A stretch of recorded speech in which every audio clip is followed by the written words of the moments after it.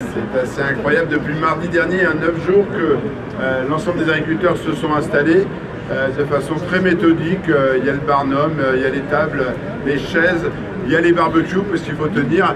Il y a aussi la chambre frigorifique pour justement conserver au frais. Tout ce qui nous a été aussi apporté, donné. On voit les belles entrecôtes qui vont être cuites tout à l'heure parce que ça nous a été donné notamment par l'abattoir de Formerie qui est dans le département, mais qui sait bien que sans les éleveurs, sans les agriculteurs, n'importe comment, il n'y a plus de production, donc c'est indispensable.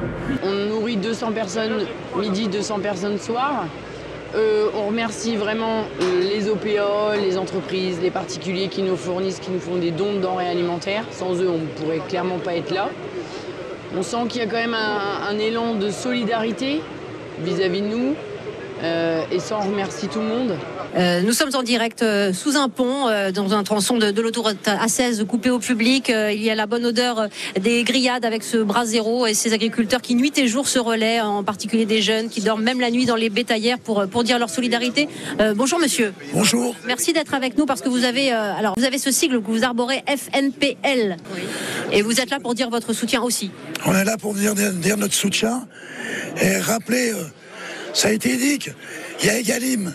Il y a le prix, la rémunération du producteur. Mais il y a beaucoup de normes qui ne coûteraient rien à l'État. Mais que ce soit juste du bon sens. Je vais vous prendre un seul exemple. Et ça concerne cette région. Sur les prairies. Aujourd'hui, il y a ce qu'on appelle un ratio prairie.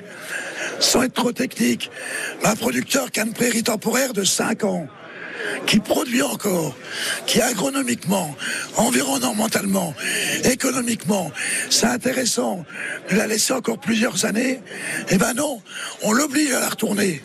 Autrement, c'est sanctuarisé. C'est un exemple. Un deuxième exemple, on a parlé des contrôles. Comment comprendre aujourd'hui que l'OFB, l'Office de la biodiversité, ce sont des petits cow-boys ou des petits shérifs qui arrivent, pistolet à la main dans nos fermes. Ben ça, on n'en veut pas. Et ça, c'est pas des euros qu'on demande à l'État. Et je ne vais pas être trop long, mais je vais prendre un exemple, et c'est dans cette région, le Pas-de-Calais. Il a fallu qu'il y ait des paysans qui prennent une grue pour montrer que l'eau ne pouvait pas s'écouler. Et ça ne concerne pas que les paysans. Il y a plein de gens qui ont noyé. Il y a eu certes des vaches de mort.